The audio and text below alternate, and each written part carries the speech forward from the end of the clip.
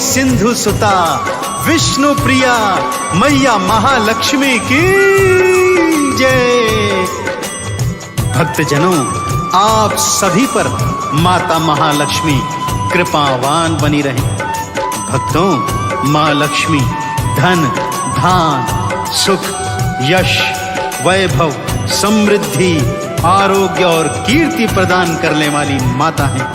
इनके अनेकों नाम हैं, अनेकों स्वरूप हैं, परंतु भक्तजन इन्हें जब जब जिस जिस रूप में पुकारते हैं, मैया वैकुंठ लोक छोड़कर अपने भक्तों की रक्षा करने हेतु दौड़ी चली आती है भक्तों, और अपने भक्तों के समस्त रोग शोक कष्ट क्लेश हर लेती है। तो आइए भक्तों, आज मैं आपको माता महालक्ष्मी के द्वारा धारण किए गए 8 अवतारों की पावन संगीतमय कथा सुनाने जा रहा हूँ, जिसे सुनने मात्र से आप जीवन पर्यंत माँ लक्ष्मी के कृपा पात्र बने रहेंगे। तो आइए सुनते हैं माता महालक्ष्मी के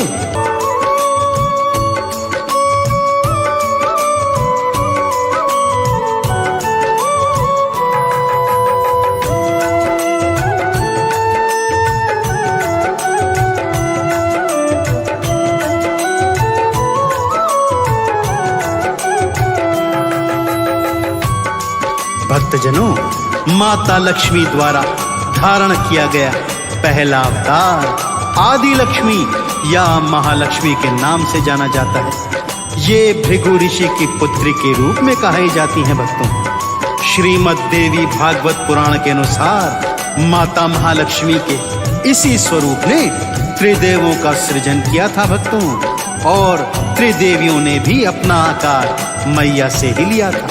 जीव जंतुओं में मैया प्राण प्रदान करने वाली होती है। अब दूसरे अवतार के बारे में बताता हूँ भक्तों। माता का दूसरा रूप धन लक्ष्मी कहलाता है। वेद पुराणों के अनुसार एक बार श्री भगवान विष्णु ने कुबेर से उधार लिया था, जो वो चुका नहीं पा रहे थे। माँ के इसी स्वरूप ने विष्णु जी को उधार से मुक्त करवाया था भक्तों। तभी सभी भक्त माता का आराधन कर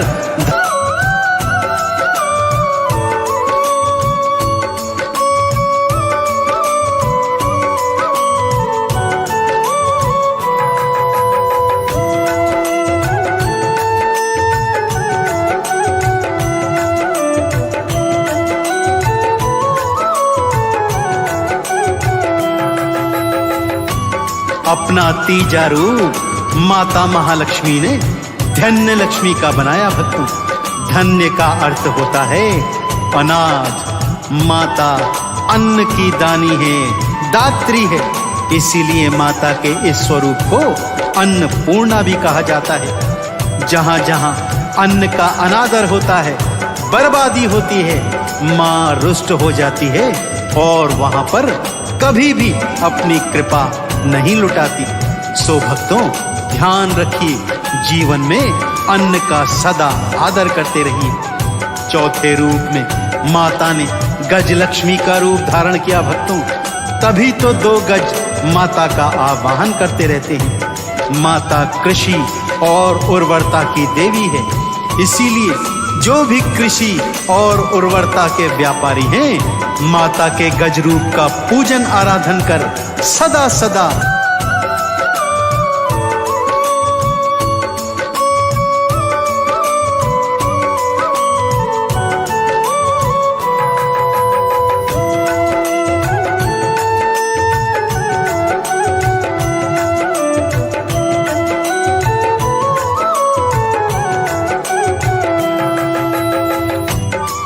अब आता है मैया का पंचम स्वरूप यानी संतान लक्ष्मी का स्वरूप। नाम से ही विदित है भक्तों, माता का यह स्वरूप संतानों की रक्षा करता है, उन्हें आरोग्य प्रदान करता है, लंबी आयु प्रदान करता है। श्रीमद् देवी भागवत पुराण के अनुसार माता के इस रूप का आराधन करने से संतानों की रक्षा होती है। माता का यह स्वरूप स्कंद माता के जैसा है, जो अपनी गोद में भगवान स्कंद को बिठाए रखती है। अब आता है छठा स्वरूप जिसे वीरा लक्ष्मी कहते हैं भक्तों। नाम से ही विदित है, यह वीरों की देवी है भक्तों। अपने भक्त जनों को ये विजय प्राप्त कराती है। इनकी 8 भुजाओं में अलग अलग अस्त्र शस्त्र हैं, जिन्हें माँ अपने भक्तों की रक्षा हेतु उनका इस्तेमाल करती है। तो आइए इन चरणों में शीश नवाते हुए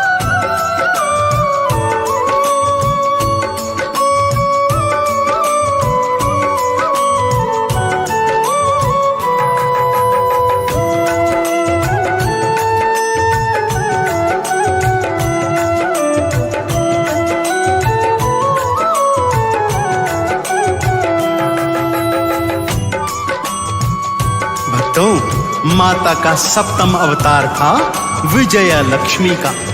विजय का अर्थ जीत होता है भक्तों। सो देवी का यह स्वरूप जीत का प्रतीक है। इन्हें जाया लक्ष्मी भी कहा जाता है। विजया लक्ष्मी ने लाल साड़ी धारण की है भक्तों और एक कमल के पुष्प पर आसीन है। अष्टभुजी माता का यह स्वरूप भक्तों को अभय प्रदान करता है भक्तों। और अब आता है मैया का अष्टम स्वरूप विद्या लक्ष्मी। नाम से ही इंगित है भक्तों, माता के इस स्वरूप का आराधन करने से भक्तों को विद्या, ज्ञान और विज्ञान की शिक्षा मिलती है। माता का यह स्वरूप माता सरस्वती से भी मिलता जुलता है। वे भी विद्या की देवी हैं। सो भक्तों, जीवन में यदि ज्ञान विज्ञान की शिक्षा प्राप्त करनी हो तो माता के विद्या लक्ष्मी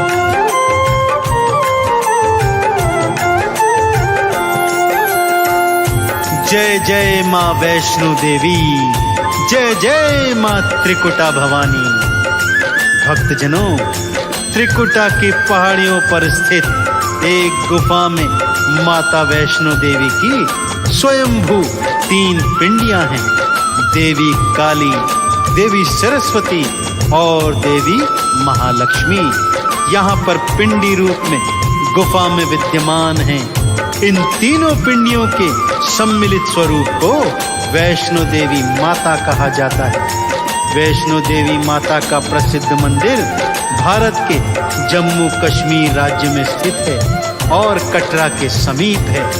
यह ऊंची पहाड़ियों पर है, जहां पर भक्तजन चढ़ाई चढ़ते हुए जय माता दी कहते जाते हैं तथा आसानी से माता के दर्शन प्राप्त कर वापस आ जाते हैं। तो आइए भक्तों, इस संगीतमय गाथा के माध्यम से मैं भी आपको माँ त्रिकुटा भवानी वैष्णो रानी की पावन संगीतमय गाथा सुनाने जा रहा हूँ। एक बार सच्ची श्रद्धा से मेरे साथ बोल दीजिए, बोलिए मैया वैष्णो रानी की। त्रिकुटा माँ भुवनेश्वरी, जय जय वैष्णो माँ। कलयुग में अवतार हो, चरणन सकल जहां। पिंडी रूप में लेकर के मैया ने अवतार, अपनी कृपा से तार दिया ये सारा संसार। जय जय त्रिकुटा माँ, जय जय वैष्णो माँ। जय जय त्रिकुटा माँ, जय जय वैष्णो माँ।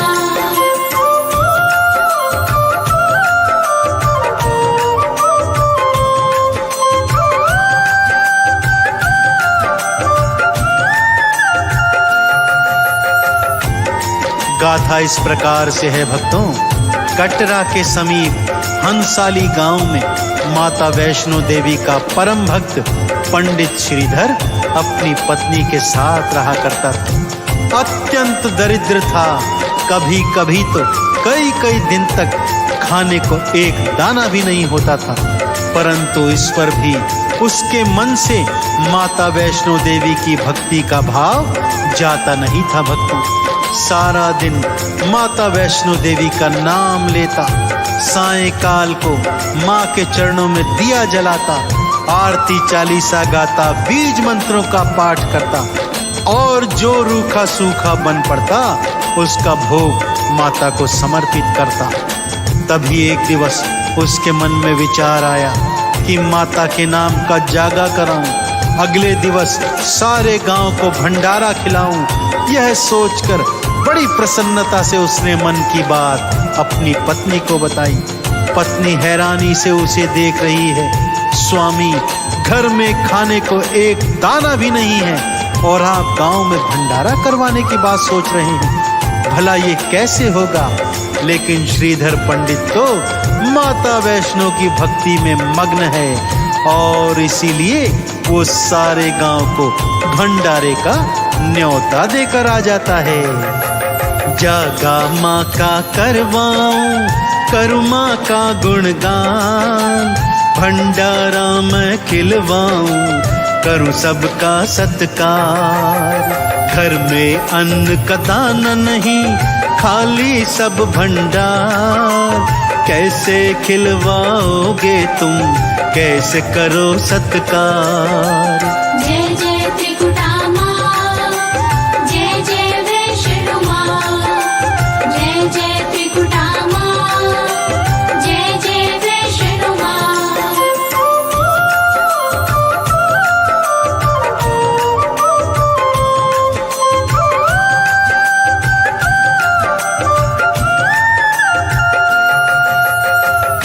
श्रीधर ने अपनी पत्नी से कहा, पगली बिल्कुल चिंता मत कर, ये विचार माँ वैष्णो ने मेरे मन में डाला है तो भंडारे का प्रबंध भी माँ वैष्णो ही करवाएगी। सारे गांव को भंडारे का न्योता दे आया और गांव के बाहर बैठने वाले एक पाखंडी साधु भैरों को भी न्योता देकर आ गया। सारा गांव नियत समय पर खाने पर आ गया है, परंतु रसोई घर का चूल्हा ठंडा है, बर्तन खाली पड़े हैं।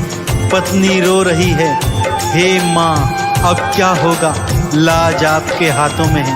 और श्रीधर वो तो मैया मैया ही गा रहा है, मैया की बाट जो रहा है, माँ मेरी लाज तेरे हाथ में है।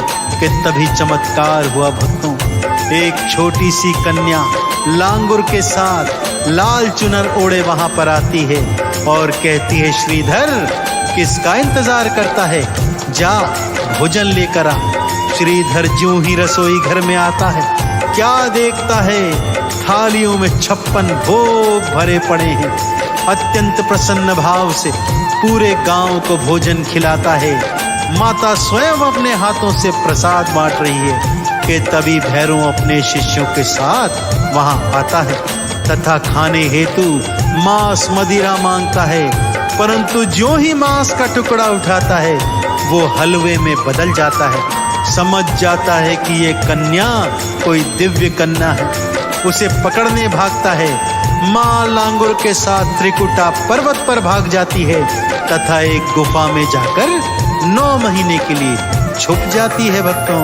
9 महीने तक वैष्णो माँ एक गुफा में आए, आद कुमारी गुफा वही भक्तों फिर कहलाए।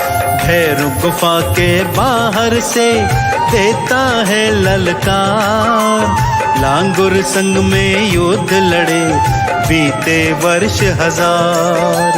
जय जय त्रिकुटा माँ, जय जय वैष्णो माँ, जय जय त्रिकुटा माँ, जय जय वैष्णो माँ।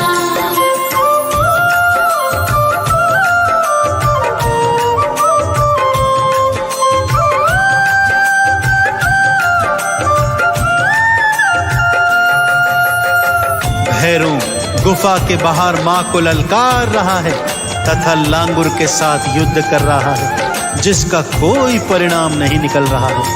अब वो घड़ी आ गई भक्तों, जिस हेतु मां पिंडी स्वरूप त्याग कर गुफा से बाहर आई थी, यानी कि भैरव का अंत करने। मां अर्धकुमारी गुफा से बाहर आती है भक्तों, अपना विकराल स्वरूप बनाती है तथा भैरव के साथ युद्ध लड़ती है।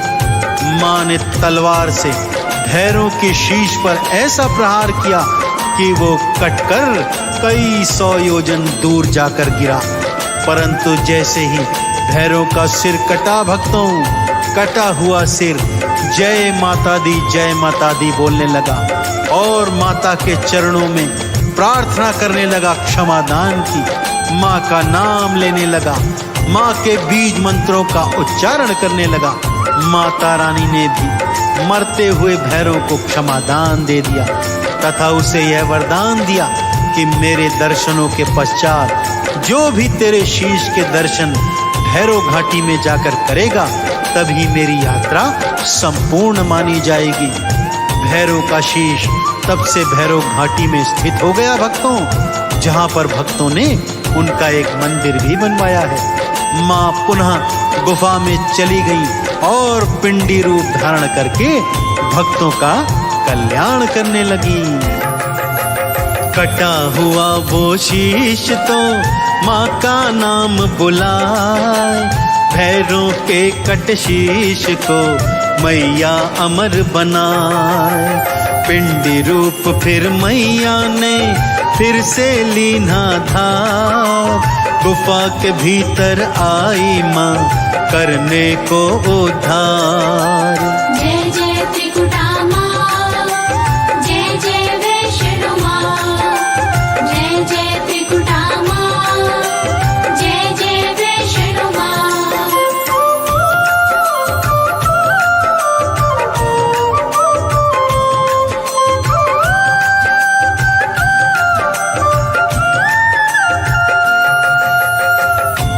तब से भक्तों इस घनघोर कलयुग में लाखों करोड़ों भक्त ऊंची चढ़ाई चढ़कर माँ के पावन मंदिर में पहुंचते हैं तथा पावन पवित्र गुफा के भीतर जाकर माँ के पिंडी स्वरूपों का दर्शन कर जीवन को कृतार्थ करते हैं। माता वैष्णो देवी इस घनघोर कलयुग में भक्तों को बुलाती है तथा जो उनके दर पर आकर शीश नवाते हैं माँ उन्हें अभय वरदान देती हैं तथा मुक्ति का फल भी प्रदान करती हैं। माँ के पिंडी स्वरूपों के दर्शन के पश्चात भक्तजन भैरव घाटी में जाकर भैरव शीश के दर्शन करते हैं तथा माथे पर लाल चुनरिया बांधे हुए ऊंची चढ़ाई से नीचे उतरते हैं तथा जय माता दी उद्घोष करते हुए अपने अपने घरों को चले जाते हैं। तो ऐसी पावन पवित्र माँ के पिंडी स्वरूपों का ध्यान लगाते हुए मेरे साथ बोलिए मैया वैष्णो रानी की। भक्तों वैष्णो माता ही भव से पार लगाए, दुखड़े संकट भक्तों के एक पल में ही मिटाए। मुक्ति का फल दे उसे नैया पार लगाए, भव सागर से तरता वो तो चंदन तिलक लगाए। जय जय त्रिकुटा माँ, जय जय वैष्णो माँ, जय जय त्रिकुटा माँ, जय जय वैष्णो माँ।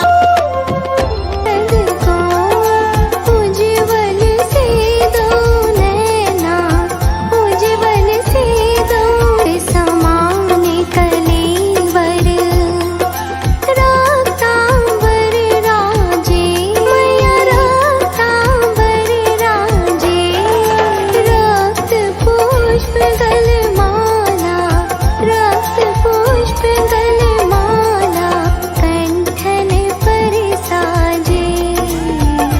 ओम जय अम्बे गौरी, मधु के टभ दो मारी, मधु के टभ दो मारी, सुर भयहीन करे। ओम जय अम्बे गौरी।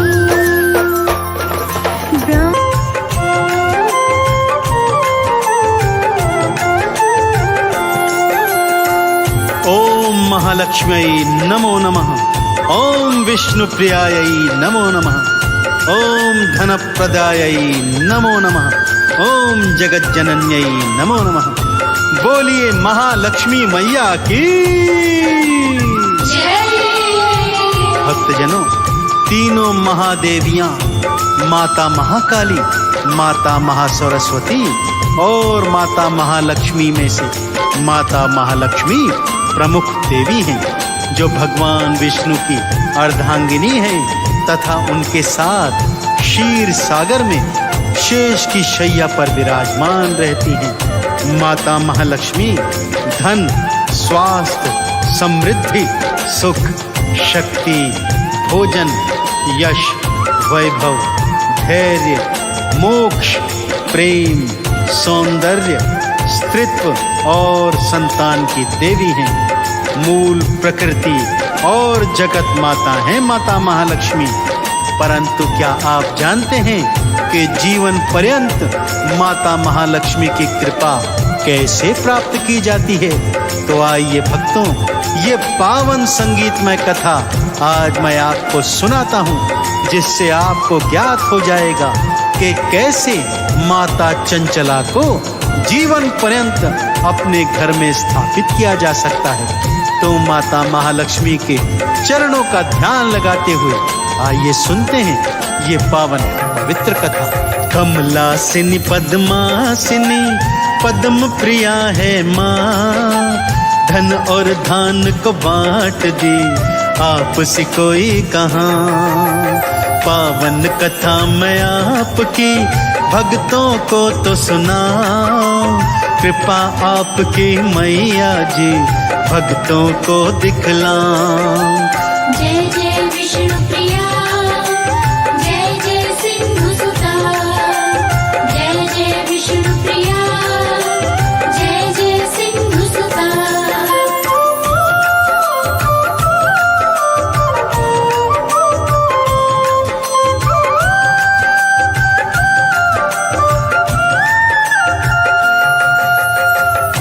पावन पवित्र कथा कुछ इस प्रकार है भक्तों। कथा प्रारंभ होती है एक ब्राह्मण से। वो ब्राह्मण परम हरि भक्त था।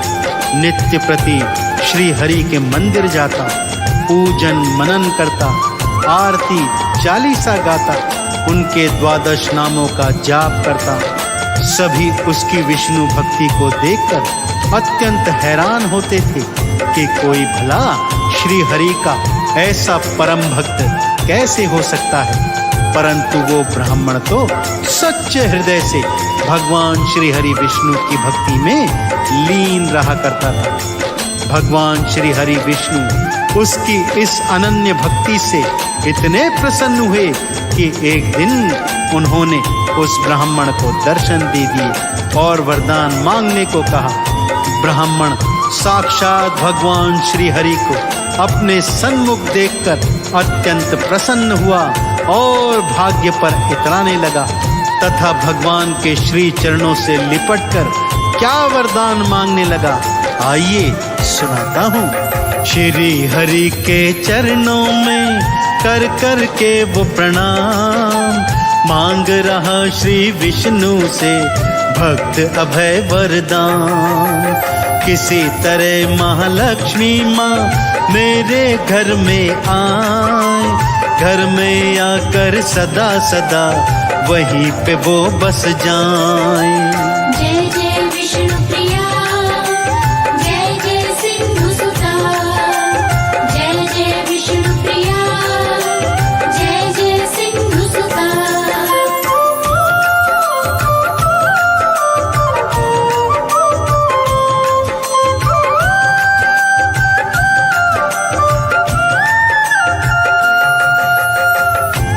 जब ब्राह्मण ने ये वरदान मांगा तब भगवान श्री हरि ने पहले तो उसे समझाने का भरसक प्रयत्न किया कि महालक्ष्मी चंचला है ब्राह्मण, कहीं भी एक स्थान पर टिक कर नहीं रहती। परंतु ब्राह्मण तो हठ पर अड़ा हुआ था। तब श्री हरि ने ब्राह्मण को समझाया कि हर शुक्रवार को माता महालक्ष्मी के मंदिर जाना। वहाँ हर शुक्रवार को एक वृद्धा आती है और मंदिर के बाहर गोबर थाप कर उपले बनाती है। याद रख ब्राह्मण, वो कोई साधारण वृद्धा नहीं है, स्वयं साक्षात महालक्ष्मी है। तुम जाकर उनके चरण पकड़ लेना और उन्हें अपने घर आने का आग्रह करना। चाहे वो कितना भी मना करें, तुम उनके चरण छोड़ना नहीं, तभी तुम पर माता महालक्ष्मी कृपा करेगी।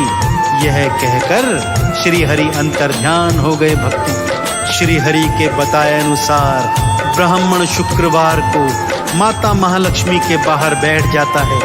तभी क्या देखता है कि एक वृद्धा वहां आ रही है। अब वो ब्राह्मण क्या करने वाला है, आइए सुनते हैं। सुबह सुबह एक वृद्धा फिर भक्त वहां